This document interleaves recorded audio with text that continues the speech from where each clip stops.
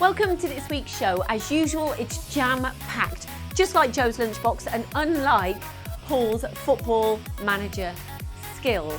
So today's show follows the MTD CNC team around the UK, visiting a number of key companies in the manufacturing sector. So we start with Colin, who visits Hydrafeed. They are embracing PSL Datatrack software to help run their business. Next, Gio visits C.W. Fletcher to discuss what Kinematics is and how it helps coding and setting a machine job up. Cycle time challenge comes from Colin at Kigass Aerospace. ONC, what's he on about? We'll find out. Next we have Gio with a special offer from Ward High Tech. Order by the end of March and start paying in December. And finally, Gio visits Hyfore, part of the engineering technology group, discussing his favourite subject. Yes, you guessed it, workholding. All happening on today's Swap and Chips.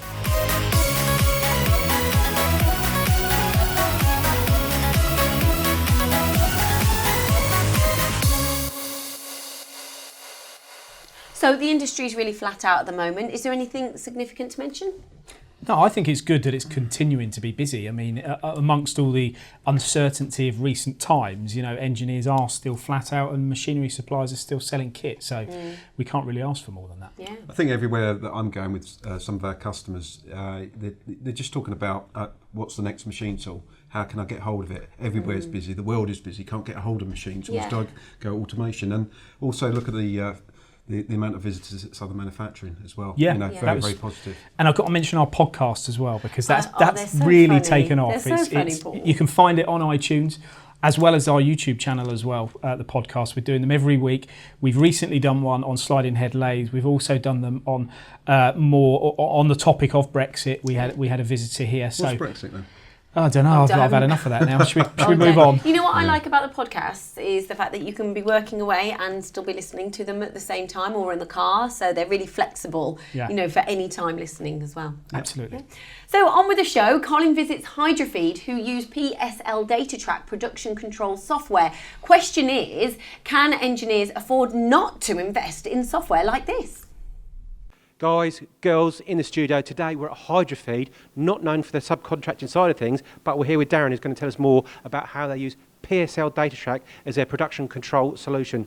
Talk me through it. Well, from the offset, which is the quotation, so customers are requesting quotations, we're doing quotations through to works orders, through to manufacture, ordering materials, producing the components, as we see in front of us. We have painted parts, we have black anodized, we have stainless, we have brass. These are all put onto the system, all flowed through the manufacturing process and come together and be put into kits. This is a fax band kind of kit that we do. We do 19 or 20 of these different kits. We have to control our component stocks and our reorder levels to make sure it works for Hydrafeed. We not only do kits, we also do assemblies. So we are producing the components in the same manner. We're having traceability. We have all our outsourced treatments, all certificated, and we do assemblies for suppliers as well. You make it sound simple, but that is purely with the help of PSL Datatrack. But I just want to clarify, in there, there's, counting quickly, 10 components, different materials, different surface finishes, but you've got 20 different kit boxes, plus assemblies, other parts with aerospace that need their traceability, all done with PSL Datatrack. Yeah, we're assembling aerospace components in the same manner for Airbus and for Boeing. And they're all traced, they're all through quotations, everything is done through PSL. We don't have any issues. You make it sound very, very simple. Is it simple to use? It is very simple to use. I would highly recommend it. I don't need to say any more.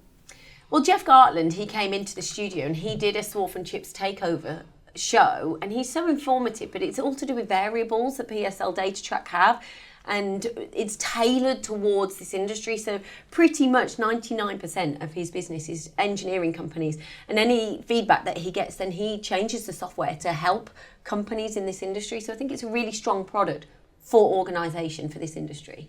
Wow. There you go. Well, there you go. And also, well done. Colin said he didn't have anything more to say. No, he said it. I'll probably pick up on the Hydrafeed point.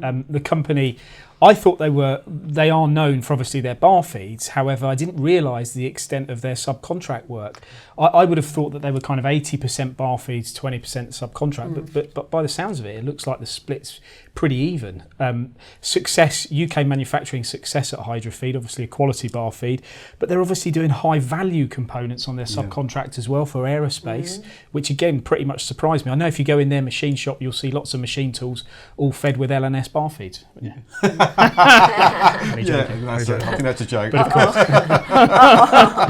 But no, it just shows that the diversity of the business really. And the fact when you say Airbus, I mean blue chip company, isn't it? So it just shows you the depth size of what they do. Okay, so we will put a link below from Jeff's Thorpe and Chips Takeover show, and we'll put that below so you can watch that in your own time. I don't need to now. You said all that though. No, but it's a really, really good Thorpe. Honestly, it really is. So next up is Gio with CW Fletcher talking kinematics. Lindsay, today for this week's technical feature, we are going to learn all about kinematics in the machine tool industry. Now, Graham, guys, sorry to interrupt. Graham, firstly, what is kinematics? Kinematics are basically how the various components of the machine tool relate to each other. They all have critical dimensions. Where is the centre of the rotor table in relation to reference? What's the pivot distance of the either tilting head or the cradle if it's a trunnion-based machine? So it's really, and without kinematics, really difficult to program. Every bit of code in the days of yesteryear was unique, and the program was written for a certain set of characteristics. But with kinematics, the machine will do all the clever calculations for you and allow you to program the part rather than the pivot centres of the machine. Well, that was very informative. Now, you mentioned unique. Now, Paul, what is a unique kinematic solution about your particular Roller X machine? Okay, well, one of the advantages of this machine is obviously the kinematics of the machine, so it's the position between all the reference points. But one of the uniqueness of this machine is when it reaches them points and it goes to the maximum capability of that machine, what it can actually do is change the axis to a different axis and still relate back to the original positions. So it gives it a greater capability, and you don't have to worry about programming that in because it becomes just a part and feature of the machine. So when you say you haven't got to worry about programming that in, just to simplify, with the evolution of the kinematics that are available to us now, has it simplified the jobs that you're doing now, Graham, here at CW Fletcher? Oh, absolutely.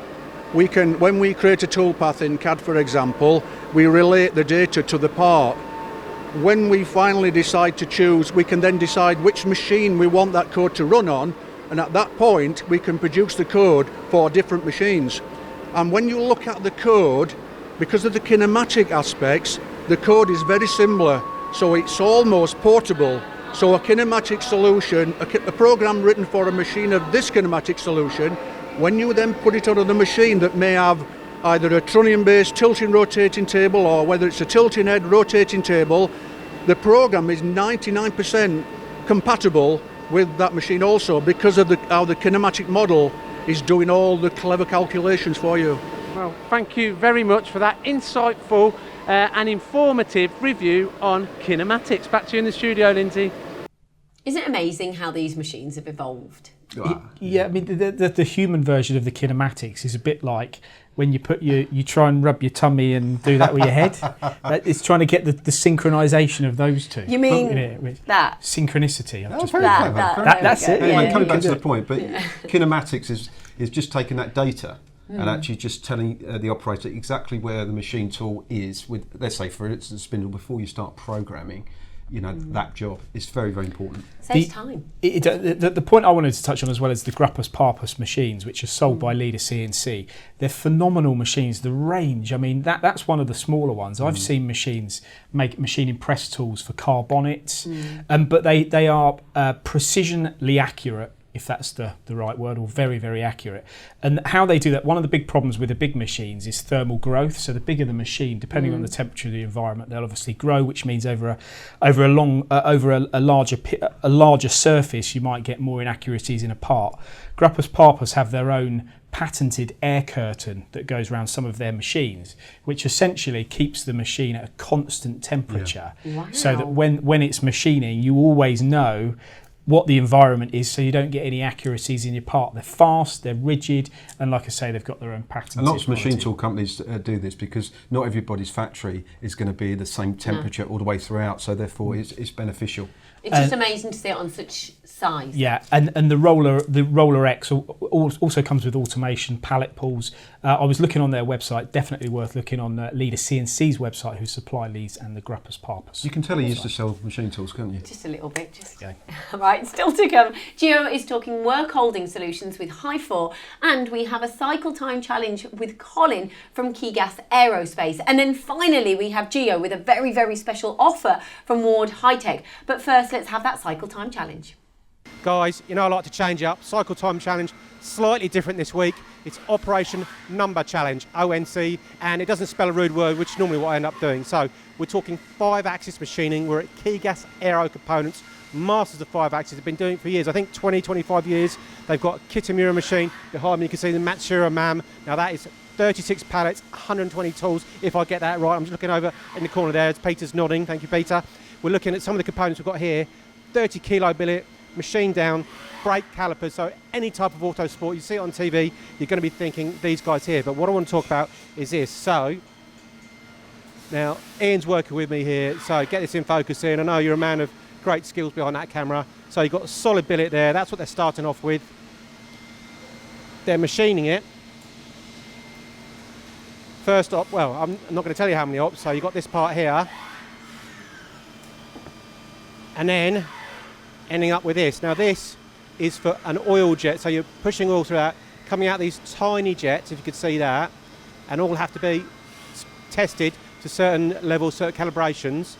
Now that is done on a 5-axis machine. Previously, well, what I want you to do is guess how many ops it took before and how many ops it takes now. That's it, nice and simple. Back to the studio. Right then, any guesses? Well, for me, there's not enough detail there, if I'm honest. I know Colin's done a great job, but I think we'd probably need to know. I'd go with 2, but I want to know more about some of the features, the holes The on material, it. is it titanium or? Yeah, so I think for me, I would say 2 operations, the first one, and then turn it over and finish the back, because I know the Matsura machines are obviously capable of the multi-face machining. So I'd go with 2, but then I might get tripped up because he might come up with something. Yeah, but that's what he's done. He's probably I think 3 ops. 3 ops. So you think 2, you think 3. What do Well, you think, Linz? don't worry, it's your time to guess. So put your guesses in the comments box below, and you can win one of these amazing Swarf and Chips goodie bags as well. Can I have one? Yeah, you can have one. What do you think, by the way? 2. 2. Okay. See. There you go. You spoke to Colin there, didn't you? No, I didn't. I genuinely didn't. Because I think a lot of people will be guessing, will be choosing the winner, and we'll be announcing the winner next week as well. Right then, let's find out about the special offer from Ward High-Tech. Lindsay, we have an unmissable special offer. We have travelled to Sheffield to the home of Ward High-Tech.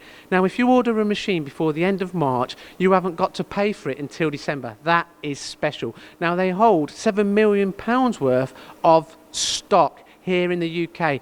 The machines include the Dali range, the 3-axis machines, the very popular Watchon range, to name but a few. We have the 5th-axis Dali machines that they have introduced not too long back. Now, if you want to make the most of this fantastic special offer, contact Ward High-Tech. Back to you in the studio, Lindsay. So basically, you get about 8 months worth of machining before you even need to start paying for it. Well, no, because I can't deliver them until next March. No, that's not true. That's not true. Well, they've got £7 million worth of stock. So. Yeah. Absolutely, and I think the biggest point here to cover on this is that a list of the machines, you're talking about Watchon turning centres up to 32-inch chuck machines with Y-axis, Dali machining centres up to 2.6 metres in the X-axis, even vertical lathes, vertical bores, 1600mm tables, they're HNK, Kihong 3 and 4 metre bed mills, and also their big vision wide double column machines, 4 metre beds, SFM flatbed lathes. I mean, you know, all of which in stock. So you can, you're right, get about 8 months worth of machining. It's approximately with delivery times and everything, Yes. but it's a long very time. good deal. And Very did you good know he deal. had a really bad sore throat when he did He sounds a bit high, doesn't he? Yeah. He had his Quincy, which he's got, which I think he's recovered from. Is that something to do with your tonsils, is it? As a TV programme. That's it. Moving on, we're nearly out of time, thank goodness. But before we go, Gio catches up with Hyfore talking about bespoke work holding solutions, which they provide for all types of machines and clients. MTD CNC have travelled to Hyfore Workholding in Coventry, and for this week's educational feature I am here with Craig. Now Craig, I want to learn more about bespoke and customised fixtures, and why are they so important? Basically, with some of the complex parts that are now available, you need a bespoke fixture to be able to achieve cycle times, loading as quickly as possible, and being able to machine every single aspect of the part. And the repeatability and accuracy are obviously massive concerns. Yeah, of course. When you're using standard products, it's a lot harder to achieve with more complex parts, the accuracy. Now, this particular component, obviously it's not loaded into the fixture, but it's just an example of the fixture that's accommodating for this automotive casing.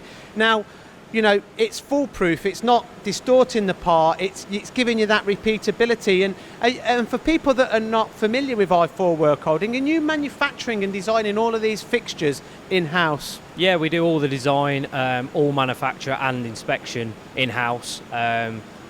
We get the component models, drawings from the customer, and we basically work a fixture around the part, making sure we hit every single critical tolerance. This particular fixture is for a horizontal machine, and you can make the pallet configuration to suit, but do you manufacture fixtures for any machine? Yeah, basically we can do pretty much any machine up to a certain size.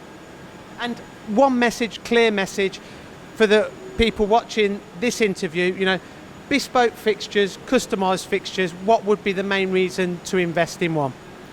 Basically, down to your load time, you need to have the machine running. When the machine's not running, you're losing money. So something that's simple, foolproof, and works every single time is what you need. So if you're looking for a turnkey solution and you're looking to save money, time and downtime with repeatability and accuracy, contact Hyfore. I think he sums that up very nicely, doesn't he? Well, to me, this demonstrates UK manufacturing at its best. Precision engineers coming up with a solution for a company and just saying, look, I've got to fix this to actually cut it into the end product. And I think companies like this, you know, it's absolutely fantastic to see. My problem with this is that I used to sell Workholding, so I used to sell. So did Gio. Yeah, so did Gio, but I used to sell like modular Workholding.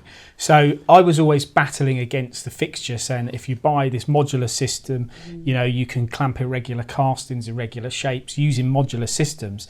So you didn't have to keep buying a new fixture for every new product, and that was really the big sales tactic. So it was always saying, actually, these days modular systems are so adaptable and versatile. For example, like the Microlock and various systems which you can machine soft jaws and get different accessories to be able to clamp irregular shaped parts. So I was always battling against the bespoke fixtures, but I never sold anything, so I was probably wrong. Well, I was going to ask you if you had any repeat business. But this is a good. This does never sold any machines, either, did you? Well, that's why we do this now. But what this does show is the fact that actually Hyfore do both, because they do the bespoke fixturing, which is very necessary, as well as standard product. Yeah. Okay, well that's it. Thank you very much. And thank you for another Swarf and Chip show. Do not forget to like, comment and subscribe to our dedicated Swarf and Chips channel. Get those cycle times challenge guesses in, and as we always say, keep those spindles turning. Wasn't it ONCs? One of them.